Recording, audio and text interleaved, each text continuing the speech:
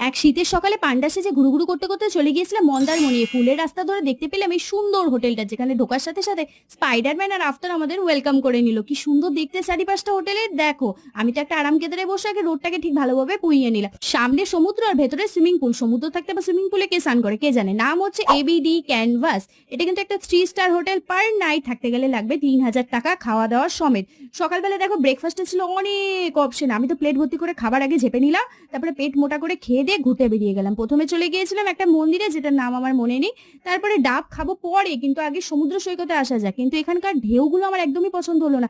এত পুচকি পুচকি ঢেউ যে পাটুকুও ঠিক মতো ভেজো না। এর থেকে তো পুরী আমাদের অনেক ভালো। যাকে ডাবের দাম কোথাও কম হয় না, সেই 60 টাকা, 70 টাকা, 50 টাকা। তারপর আরেকটা জায়গায় গিয়েছিলাম, যেখানে গিয়ে দেখলাম এক গাদা শুটকি মাছ, যেটা দুর্গন্ধে আমি আত্মহারা হয়ে আমি নাচানাচি শুরু করে দিয়েছি।